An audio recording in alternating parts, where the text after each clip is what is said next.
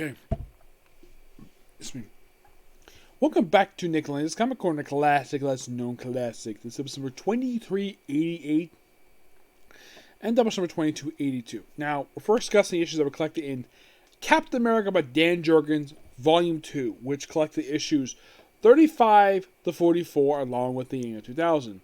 35 to 40 is basically Captain America versus a new villain known as Protector, which also solves the annual as well. Yeah, it's a bit of a in-story, very controversial character, and Cap basically tries his damnedest, basically trying to get rid of it, and this also leads to a storyline, this small story arc here, where it took issues 41 to 44, where it takes a guy called, I think it was like David Ferrari, and also the fact, and it was revealed in these issues, that Cap was dating the main sister, and by the end of the story arc, they break up. Yeah. It's interesting as have issues. Protect himself basically disappears after the story arc. Yeah, it's like he shows up in issue. Made first appearance in issue 28, basically a few issues after the start of Chris Claremont's run for the book, and he's here until about issue 38. Yep, by 38 he's done. So he does come back one more time after that. Yeah. I mean, could you say basically to kind of wrap up the storyline? Yeah, you can think of basically these issues as Captain America versus a version of AIM for like nine. Well, actually for about 6 issues. Then we have the David Ferrari character, who is also his Answer. That's his name, Answer. Yeah, and he's a Dan Jurgens character, believe it or not. And he's here for issue 36. He's here 41, 42, 43, and he's here for 44. And that's it. Also the Red Skull and Patrick Lee pop up here too. Yeah, I found this book a lot of fun. Connie Ferrari is, of course, his sister, obviously.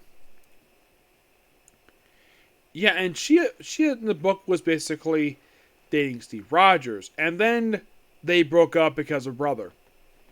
Yep, it's thanks to the story she broke up with him. And, of course, she wasn't seen again. Well, of course, she fights Taskmaster in issue 40. Now, there is one issue I decided to skip over talk about here. And that's issue 37. Was 37? No, it was 30. Yeah, 36. 36, I'm not going to discuss this issue per se because it is not deal with the Protective Story arc at all. Nope, it's basically a tie-in to Maximum Security. That's literally what it is. Nick Fury himself is here for pretty much almost all these issues. Because Marvel loves putting Nick Fury in the Captain America comics. Oh yeah, he's pretty much basically, you can think of it as like a reoccurring. It's like basically a regular supporting character in this very book. Where he appears a lot of the time. Yeah, he's over the years on and off, mostly like Iron Man and Avengers. Mostly put just Iron Man, Avengers, and Captain America. The books he tend to appear in a lot. Because, of course, Marvel just didn't have faith to give him an ongoing series, so let's have him appear in other people's books as basically a supporting character, because for Cap makes sense because of the Age of S.H.I.E.L.D. Yep. I'm going to give these issues a 9 out of 10. Yep. Next up is the fun issues. You think you're really the fun issues? Yeah. Now, we are discussing the last 12 issues to cover for Iron Man Volume 1. Well, from the first 332 issues. We're discussing issues 298 to 309, along with annual number 15. The annual itself, mostly put, is the last annual release for Iron Man. That was a solo one for 5 years, until we had the annual came out in 1999. Now, 298 to 300. This is the Ultimo story arc. Basically, with Ultimo returns here. And, of course, basically, Rhodey decided to recruit a lot of the old supporting characters to help out Rhodey help Iron Man take on, well, Ultimo in this really good issue. Yeah, it's interesting though for two big triple issues in a row, over 200, 300. Basically, if Iron Man take on basically a big metal villain for their issues. I think with 100 he fights the Mandarin, but in this issue, it's the only case of Ironmonger. It's mostly a guy it's a bigger version of Iron Man. This book is mostly put a giant robot. But it's an absolute really fun annual. Really sad 3 issues. And of course, who does the artwork for this? Now, the writing for this book is done by Len Kaminski. We have Tom Turney, who does the writing here. Yep.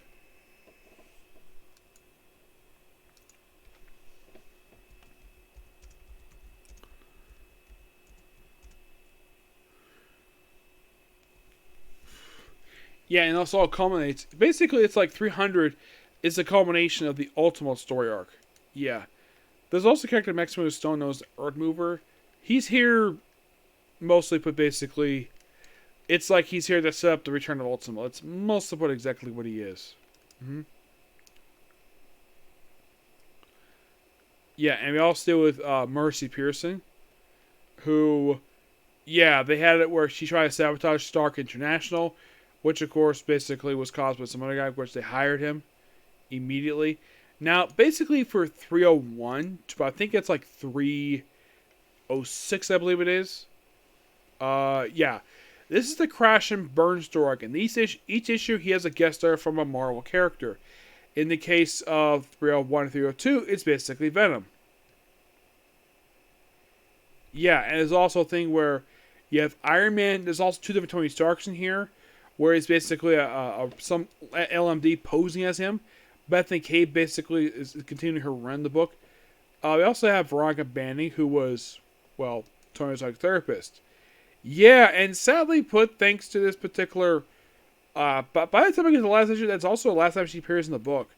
Because basically, that does something else. Mm-hmm. Yeah, and... Well...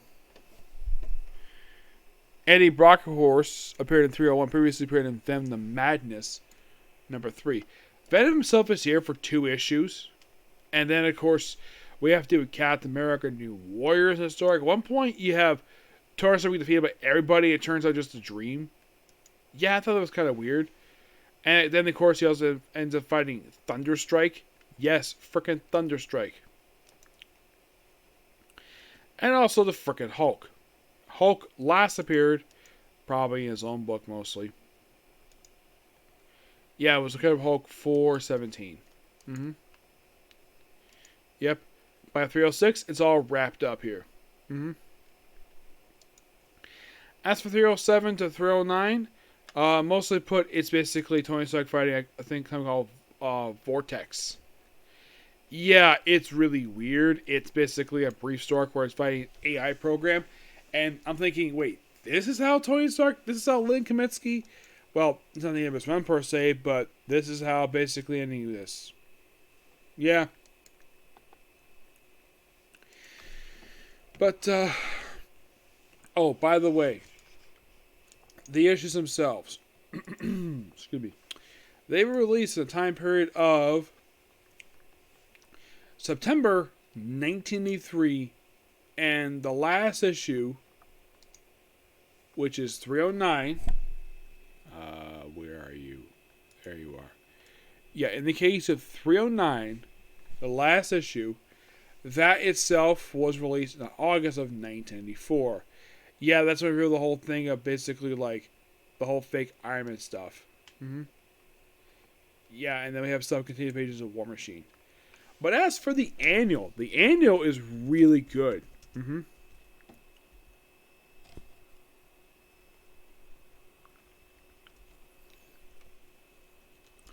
The annual itself came basically...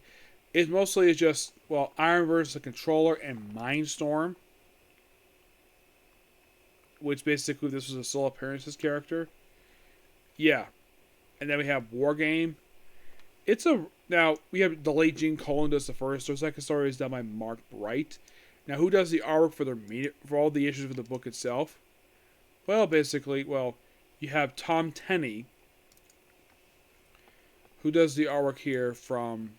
basically 298 to basically he just does 298, and for some reason he gets moved over to ForceWorks. I'm not sure why.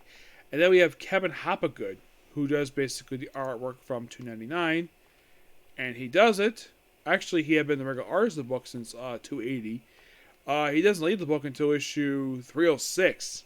Yeah, but you think, okay, so if he leaves with 306, then who does the remaining issues? Tom Morgan. Yep, Tom Morgan is your artist for, I think, the remaining 3 issues of this book.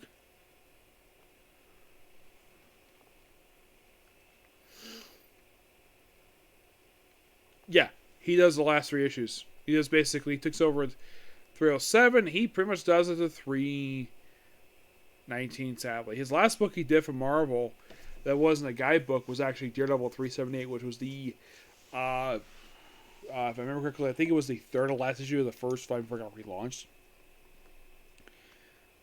But you're thinking, okay, but what about the annual for Iron Man?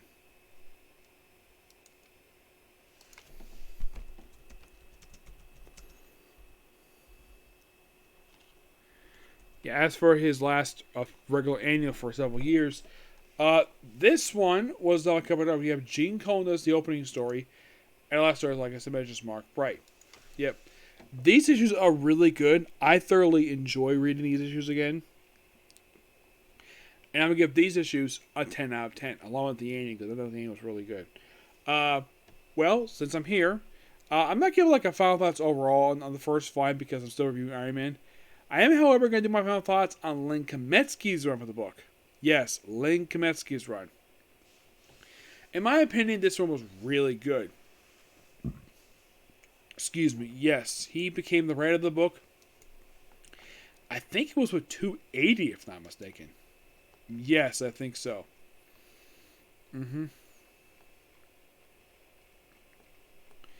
It was 278. Yeah, 278.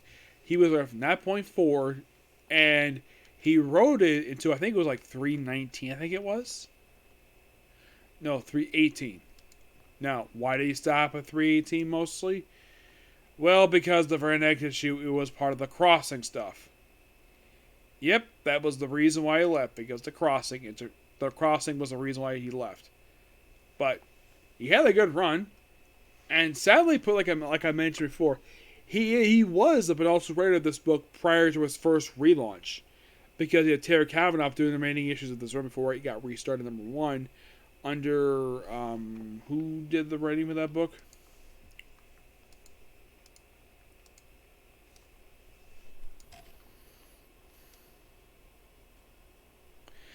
And I know that the first writer for the relaunch book came out. This one was Kurt Busiek. This is done by Jim Lee and Scott Lobdell. Yeah, those are your writers for this run in particular. Yeah, that's the one who basically wrote. That's the one who wrote the relaunch. Sadly. Yeah, and Terry Kavanaugh did from 19 to 32. It's a fairly short run, basically, when it comes to. Now, with Iron Man, basically, like I meant, well, since the fact that Len Kaminski took over with issue 278, which was his first issue, it started January 1992, and his last issue was 318, which I think that was like 41 issues, I think it was. So basically, this run lasted for a little over 4 years, which actually is actually a pretty good time for Iron Man. Now you might be curious though, has Iron Man ever had like a writer last more than 2 or 3 years? Very rarely. Usually the most prolific writer who wrote this volume was, I would probably say the writer who wrote a good chunk of this volume was probably Dave Michelini. He wrote the really good issues of this book. Yep. And with that also, I am done reviewing the first volume for Iron Man. So you're probably thinking, okay, first volume's like the first 32 issues are done. Volume 2 is completed. 4, the present is all reviewed. You're thinking, what's left? Volume 3. Volume 3, I've only reviewed the first 12 issues. There was also an issue for crossover with Thor. And there was also, I believe, the disassembled issues that Iron Man had. And I think that's it. That's all I reviewed for Iron Man so far. Yep.